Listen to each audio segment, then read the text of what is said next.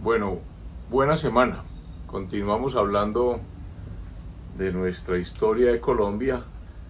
Habíamos hecho unos eh, paréntesis para entender un poco la influencia de la posguerra. Con la independencia o independencia de colonias y la, digamos que consolidación de unos estados nacionales que se salen del tema de la colonización. En Asia vimos todo este surgimiento de nuevos países: Vietnam, Laos, Camboya, Tailandia, toda esa Malasia, todas esas islas, Java, Sumatra, Borneo, que al perder Japón la guerra y habiendo ocupado todas esas regiones, pues todas esas regiones cobran autonomía y se constituyen en repúblicas. Lo mismo pasó en la India.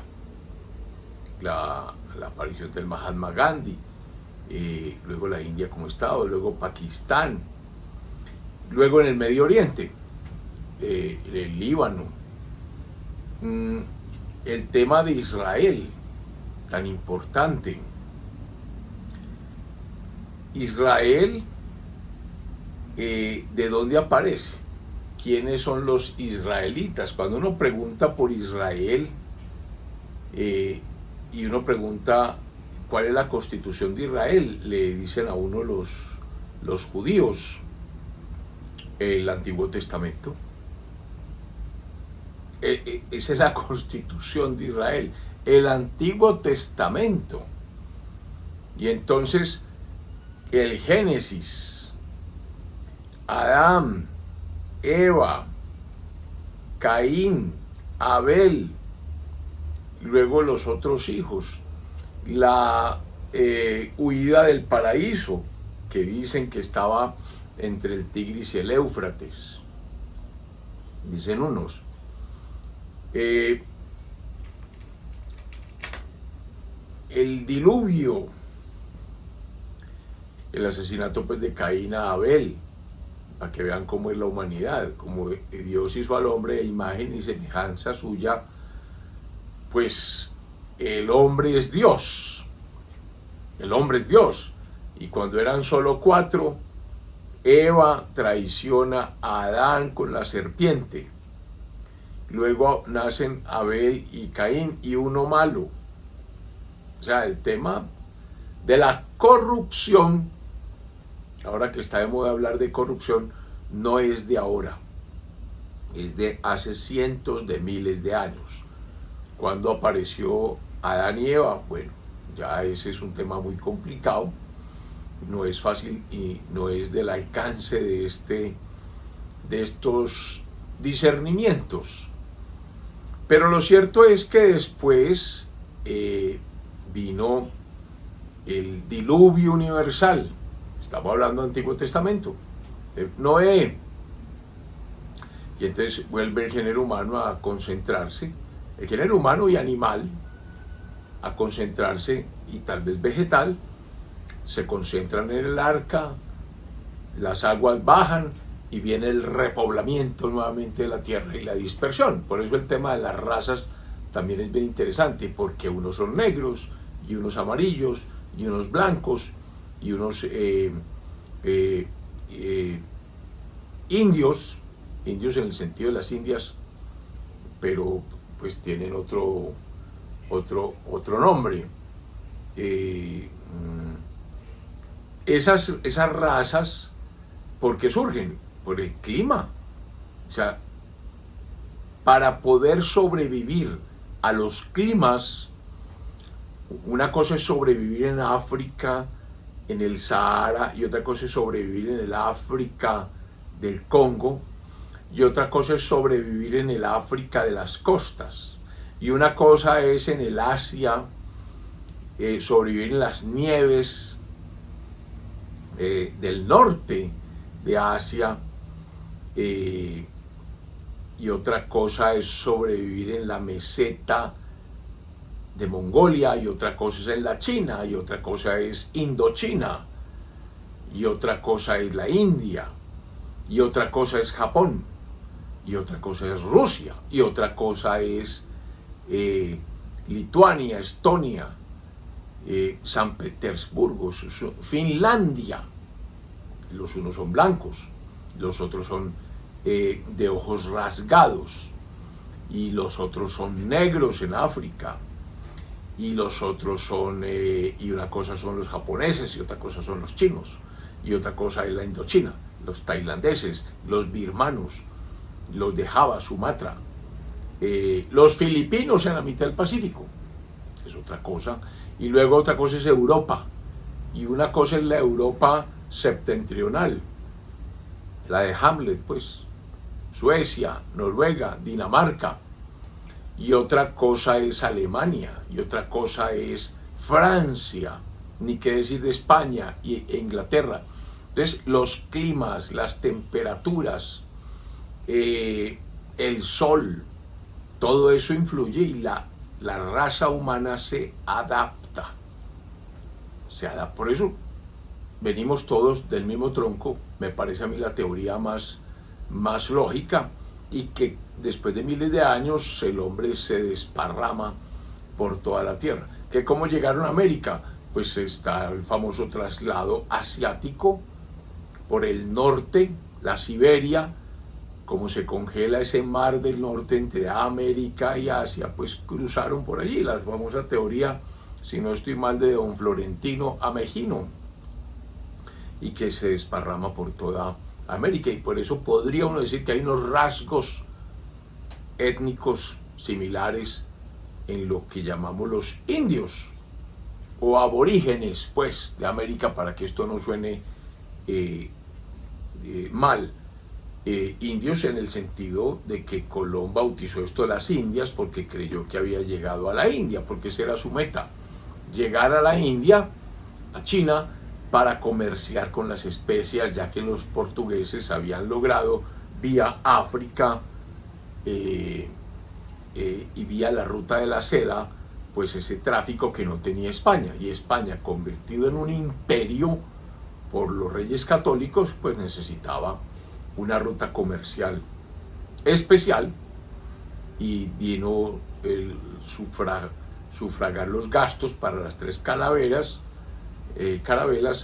y se encontró, sin pensarlo, en América. Y ese es nuestro tema, América. Entonces, este asunto pues se vuelve muy interesante, porque volviendo pues al tema de Israel, que era el que nos desvió un poco la atención, pues aparece luego el tema de Abraham, que es como el padre de las tres religiones monoteístas. Es el monoteísmo y el politeísmo, los que adoran un solo Dios, los que adoran varios dioses, ya los pueblos disgregados. Pero hay tres grandes religiones monoteístas: la judía, la cristiana y la islámica. Pues resulta que las tres vienen de Abraham. ¿Cómo así? Pues sí, Abraham, que vivía por allá en el Medio Oriente, en el Medio Oriente, pero lo que hoy llamamos Irak, entre el Tigris y el Éufrates, o llamamos Babilonia. Él era de una región que se llamaba Ur de Caldea, y resuelve emigrar. Y él no era pues un pastor, él era jefe de una nación, o sea, él tenía un poco de mujeres y hombres que lo seguían. Él era un militar, él era un jefe, él era un político. Y entonces, ¿por qué emigran los pueblos? porque necesitan más espacios, porque hay sequías, porque hay consideraciones geopolíticas, y comienza a emigrar, sube por los ríos Tigris y Éufrates, y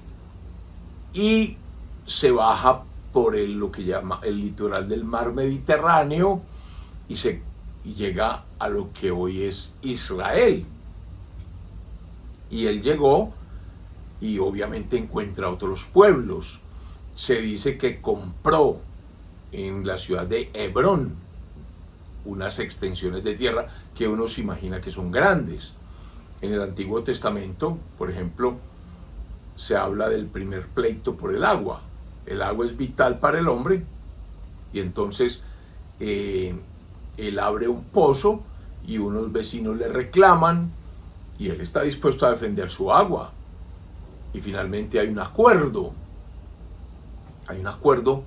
Y entonces hay unos pagos y unas condiciones, se establecen unas cláusulas, y entonces Abraham queda allí, en lo que hoy es Israel, sin duda alguna. Ahí está Abraham.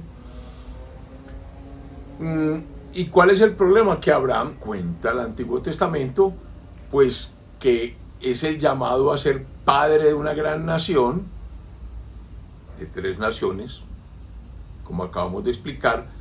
Pues su esposa no queda embarazada, y él se empieza a desesperar, y entonces ella misma le dice: tú tienes una misión. Entonces aquí hay una esclava egipcia, porque Egipto queda cerca, que se llama Agar, y sé que te gusta, te he visto, porque pues es lo natural. Y entonces procrea con ella. Por encima de mis intereses está la misión que tienes. Y Abraham, pues ni corto ni perezoso, pues dijo: sí, primero es la misión, la política, lo que yo tengo que hacer en esta tierra. Entonces se va con Agar y tiene un hijo, y ese es Ismael. Y entonces fíjense cómo son las cosas. Apenas tiene a Ismael, él tampoco deja de visitar a Sara, y entonces Sara también queda encinta, también queda embarazada después de Ismael.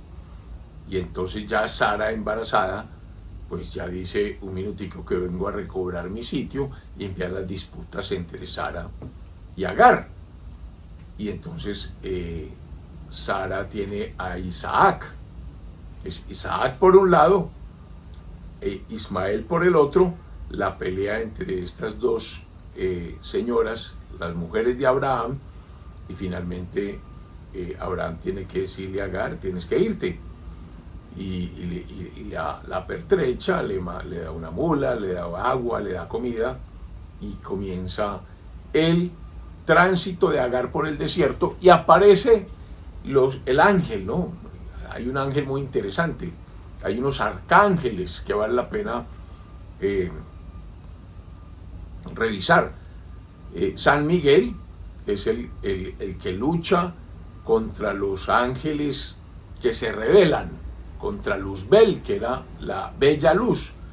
Y entonces Miguel es el que sale a defender a Dios, porque si los hombres somos hechos a imagen y semejanza de Dios, pues los ángeles son casi igualiticos a Dios.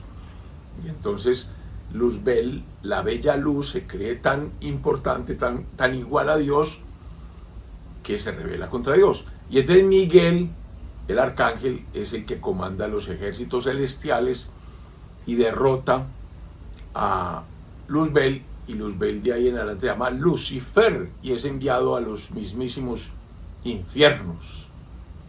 Es el diablo. Y entonces otro arcángel es Gabriel, y Gabriel es mensajero. ¿Recuerdan la anunciación? ¿Quién es el que aparece donde María a anunciarle que ella está encinta. Esos cuadros tan bellos que uno ve por allá en Europa del Renacimiento sobre la Anunciación. Ese es Gabriel. Pues Gabriel es mensajero. Esa es como su vocación. Ser mensajero es un tema muy complicado, de mucha responsabilidad, porque hay que transmitir los mensajes bien transmitidos. Si un mensajero transmite mal, pues en el tono que no es, dice la coma que falta, pues fácilmente termina muerto. En la historia hay muchos de esos casos, los mensajeros. Recuerdo una escena por allá, cuando los persas van a exigirle a través de un mensajero a los griegos, a Leónidas, que se entreguen. Pues el pobre mensajero recibe la respuesta y termina muerto por Leónidas. Pues eso pasa con los mensajeros, pero Gabriel es un mensajero bueno e interesante, y se le aparece en el desierto a Agar y le dice: no te preocupes, que yo voy a velar por ti. Y entonces le encuentra un pozo y vela por Agar, por su hijo. Y de los ismaelitas viene el Islam. El Islam, de allí, de Ismael, hijos de Abraham. Y el Islam, ¿quién inventó el Islam? Lo que pasa es que hay una diferencia de 800 años entre el cristianismo y el Islam. La religión más antigua son los judíos, Israel, los judíos. Es que no se venga a decir pues ahora que los judíos son los aparecidos. Los judíos de los judíos son los primeros, porque se van a lo que ellos llaman Judea, pero ya acabamos de Hebrón, Abraham, compra este tipo de cosas. Entonces, el Islam realmente lo crea Mahoma, pero Mahoma es siglo VIII, VII, después de Cristo. O sea, el cristianismo le lleva 800 años al Islam. Y el judaísmo le lleva 2000 años al cristianismo. 2000 años al cristianismo. Yo creo que este tema de Abraham, mínimo, es año 2000 antes de Cristo. Y entonces, eso hay que estudiarlo por el tema de Israel, porque los judíos, entonces, finalmente se ubican allí, crean, fundan Jerusalén. Luego de Abraham vienen dos hijos, viene Isaac, perdón, el otro es Ismael, viene Isaac, y entonces Isaac tiene esposa, y entonces viene el cuento de Esaú y Jacob, hijos de Isaac. Recuerden que Esaú era el mayor, que era el cazador, el fuerte, y Jacob pues tenía que aguantarse porque no tenía la primogenitura. Y recuerden la escena aquella en que Jacob, digamos que empujado por su mamá Sara, Sara o Rebeca, ya no recuerdo muy bien, le dice: Esaú fue a cazar, va a venir con hambre, es posible que no case nada, la época no es buena, venga, yo le enseño a hacer un buen plato. Y le hace los famosos platos de lentejas. Y entonces cuando regresa Esaú y huele tan delicioso, él dice: yo quiero lentejas. Y le dice a Jacob: no, son mis lentejas, es mi secreto, mi culinaria, y si te doy lo que quieras. Y le dice: no. Entonces se desespera Esaú y dice: lo que usted quiere, dice: deme su primogenitura, su derecho a mandar. Y Esaú, en medio de su desespero, el olor de las lentejas, cede su primogenitura a Jacob y se arma un cuento. De ahí viene la historia de los lentejos, los que se venden por un plato de lentejas tan usado en la política. Pues finalmente el que recibe la bendición fue Jacob. Recuerden que la mamá, Isaac, ya está muy ciego, está en una habitación oscura, y entonces va a ungir a su primogénito. Y como Esaú había vendido la primogenitura, pues la mamá engaña a su esposo y le presenta a Jacob, y recuerden que le puso un cabrito para que lo viera velludo como Esaú, y entonces pues Isaac bendijo a Jacob y Jacob es el dueño. Y Jacob viene con el cuento de los 12 hijos. Hay que leer el Antiguo Testamento, yo creo que eso es muy importante, yo creo que es un libro histórico importante. Vienen los 12 hijos de Jacob, viene la famosa hambruna en Israel, en Jerusalén, en Hebrón, la hambruna, y entonces ellos ven que Egipto por el río Nilo es fértil, es rico. Ellos venían de una región rica, el Tigris, el Éufrates, los valles que se inundan por las crecientes que se abonan, se fertilizan, el Nilo que es el otro, el Jordán sí es un riachuelo, pero están el Nilo y el Tigris y el Éufrates. Vienen del Tigris y el Éufrates, van al Nilo, entonces resuelven ir allá. En esas se pierde, recordemos que aparece el último de los 12, que es José. Los hermanos como que le tienen cierta envidia, lo venden y José termina en Egipto, y entonces allá por sus habilidades termina siendo primer ministro del faraón, protegido de la esposa del faraón, y los hermanos con el hambre van allá y se lo encuentran todopoderoso, y es el tema de José y sus hermanos. Van a Egipto y allí, digamos que vino ese primer gran desplazamiento de los judíos a Egipto. Luego viene la esclavitud de los judíos. Los judíos son un pueblo que abandonaron el Medio Oriente, me imagino que algunos no, unos sí, y terminan con los años de los años esclavizados por los egipcios. Entonces viene el fenómeno Moisés, que es hermano del faraón, de Ramsés, pero se rebela y entonces lo sacan de la casa real, y Moisés hace el éxodo de Egipto a la tierra prometida, el cruce del Mar Rojo, la historia de la separación o las mareas que bajan al mínimo nivel, pienso yo, para que los judíos pasaran, y luego las mareas suben y es destrozado el ejército del faraón, y vuelve Moisés a la tierra prometida. ¿A dónde? A donde está actualmente Israel. Vuelven los israelitas.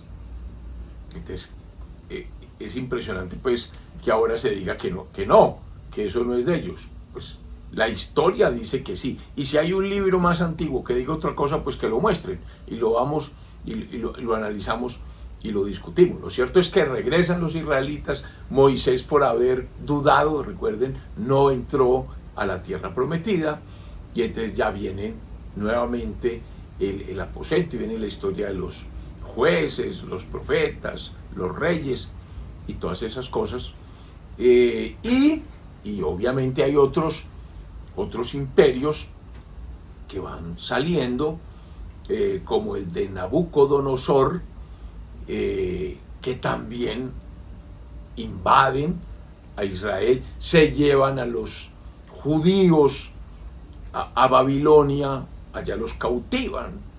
Hay un canto muy lindo que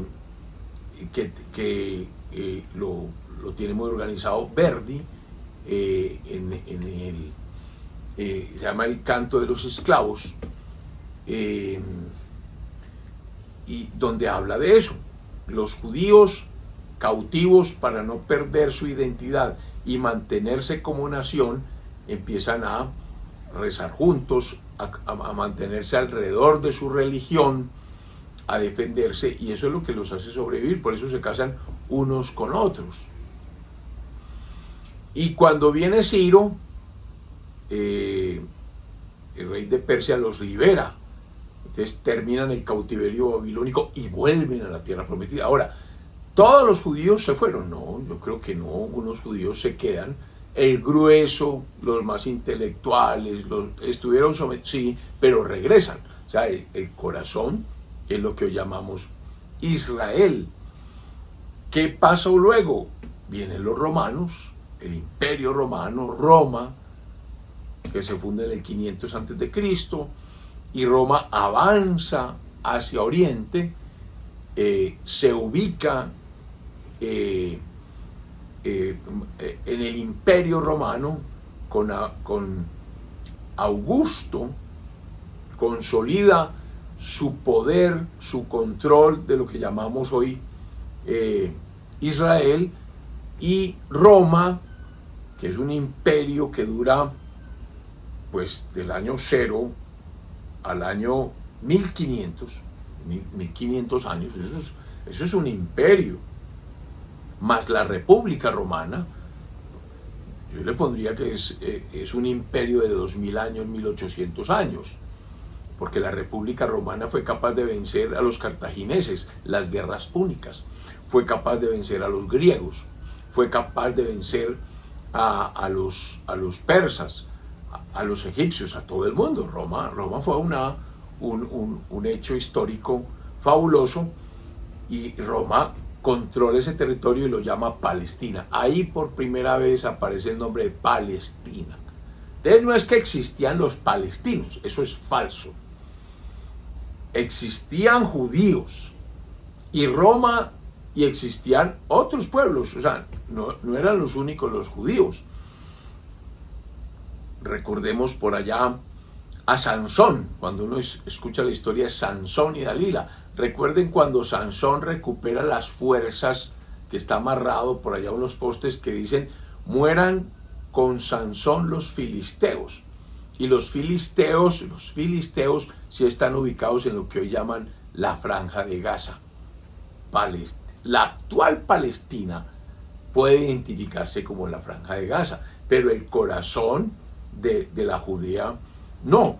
Entonces es bueno volver a repasar toda esta serie de cosas, porque los romanos consolidan su poder, vienen las guerras judeo-romanas, y esas guerras judeo-romanas terminan pues obviamente con la expulsión definitiva de los judíos, la diáspora judía, la dispersión por toda Europa, y en esa dispersión por toda Europa pues llegan a lo que hoy es Polonia, a lo que es Rusia, Lituania, Estonia, Alemania, y entonces hay unas mezclas, porque los judíos son religión, más que raza son religión, y allá por el clima pues seguramente hay matrimonios con otros que se convierten al judaísmo. Entonces vienen los askenazis, entonces por ahí por un lado los sefardíes, que están más hacia España, hacia Portugal, y por otro lado los askenazis, que son monos por el tema del clima, por lo que ya explicamos.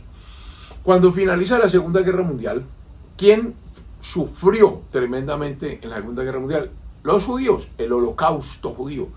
Hitler, el totalitarismo de Hitler somete a los judíos, quiere acabar con el pueblo judío, vienen los campos de concentración judíos, la incineración de judíos, el exterminio, el odio hacia los judíos.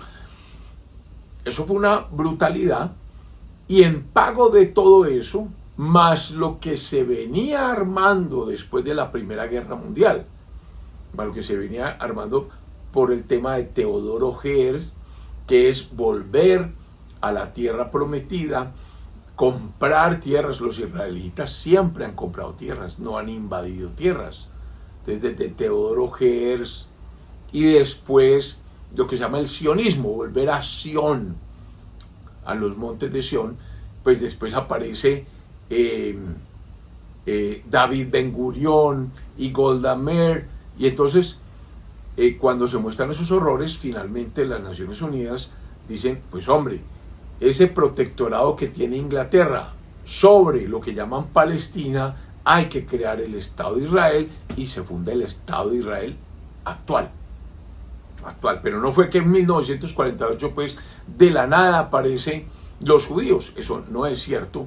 y hay que ser más justos con el tema judío. Entonces ahí aparece un estado muy importante después de la Segunda Guerra Mundial, al igual que hablamos de Líbano, que es Israel. Israel.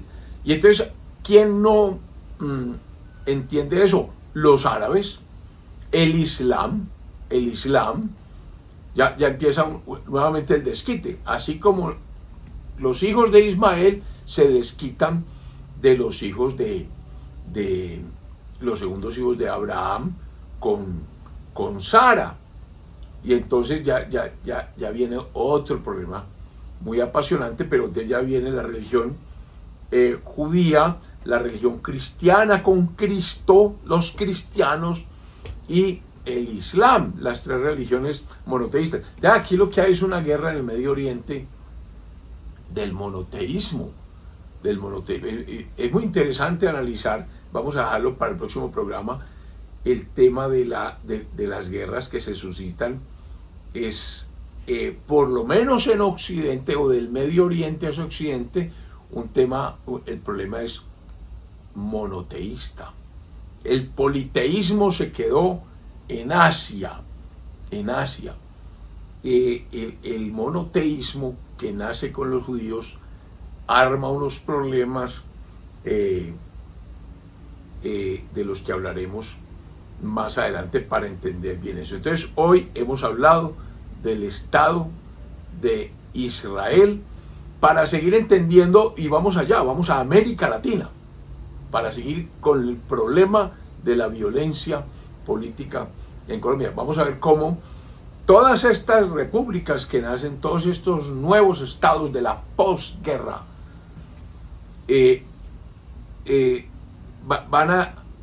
nacen inmersos en la discusión geopolítica mundial entre comunismo y capitalismo. Y en ese sándwich, por decirlo de alguna manera, cuando aparecen todas estas repúblicas, pues ellas tienen que escoger de qué padres se van a pegar. Se van a dejar proteger de Rusia, se van a dejar proteger de los Estados Unidos, que son los reales vencedores de la Segunda Guerra Mundial. Como son ideologías totalmente contrapuestas, ahí vienen los problemas. Ahí vienen problemas en los que se va a meter América Latina. Feliz semana. Si te ha gustado este video, dale like y suscríbete.